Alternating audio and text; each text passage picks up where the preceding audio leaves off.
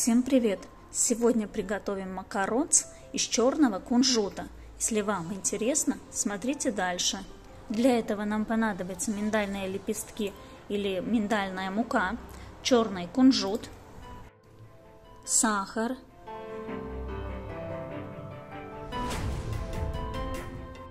вода для сиропа, 2 порции яичный белок,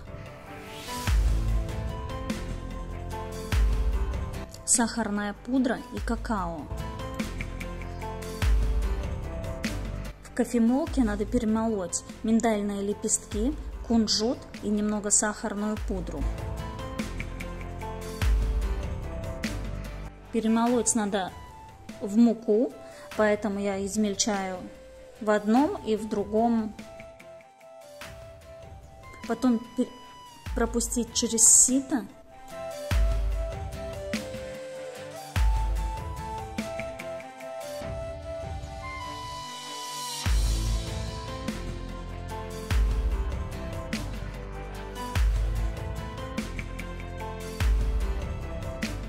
Добавляем оставшуюся сахарную пудру и какао. Все перемешиваем.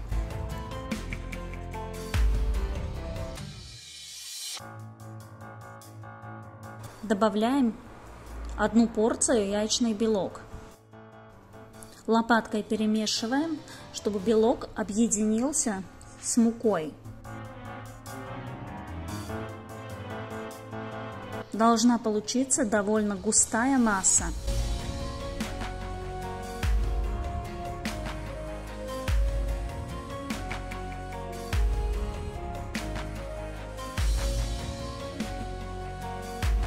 Берем ковшик толстым дном.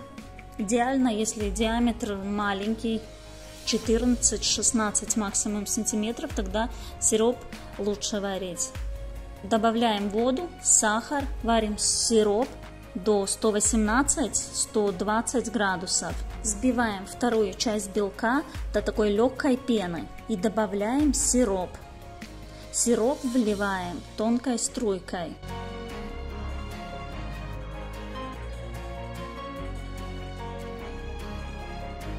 Взбиваем на низкой скорости, до того, как масса остынет до 40-45 градусов.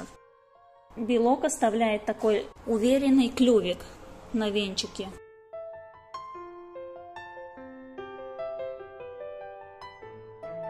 Кунжутную массу добавляем 1/3 белка.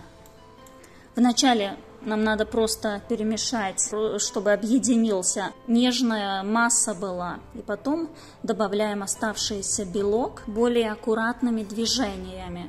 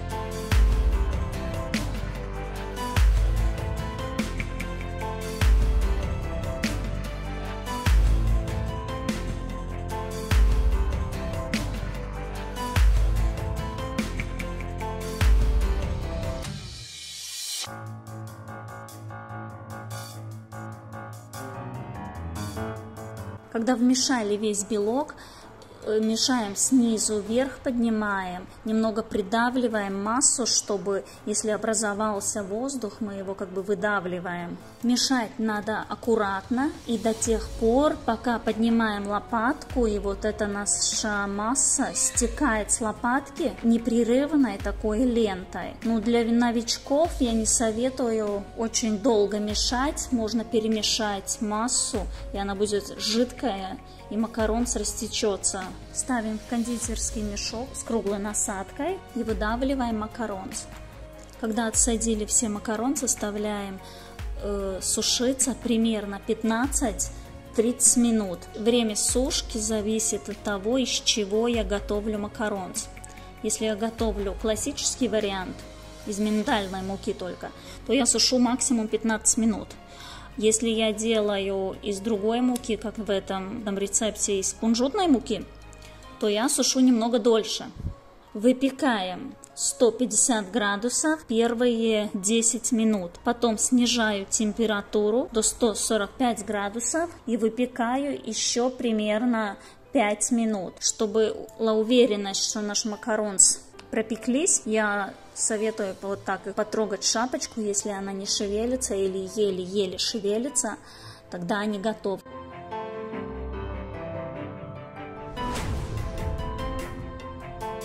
Теплые макароны лучше не трогать, надо подождать, чтобы они полностью остыли. И потом их можно снимать с тефлонового коврика.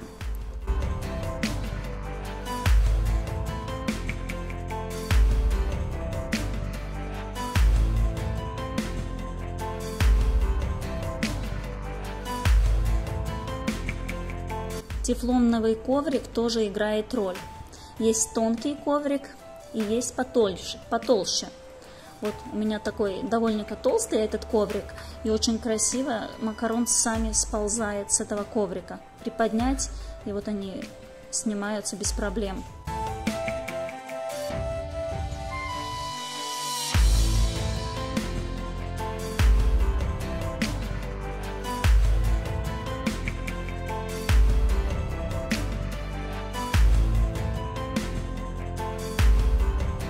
Тут я использую манговый ганаш на белом шоколаде.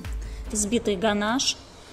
Ссылку на рецепт оставлю под видео.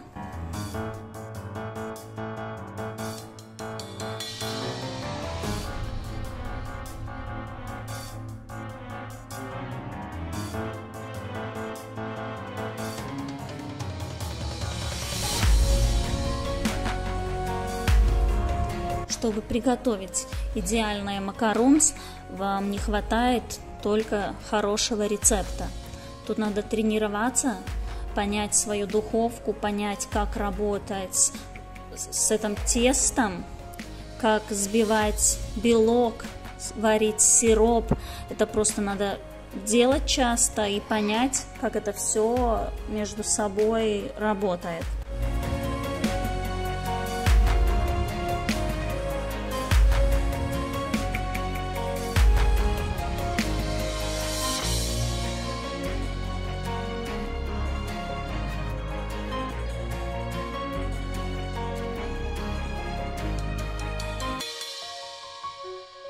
Подробный рецепт оставлю под видео.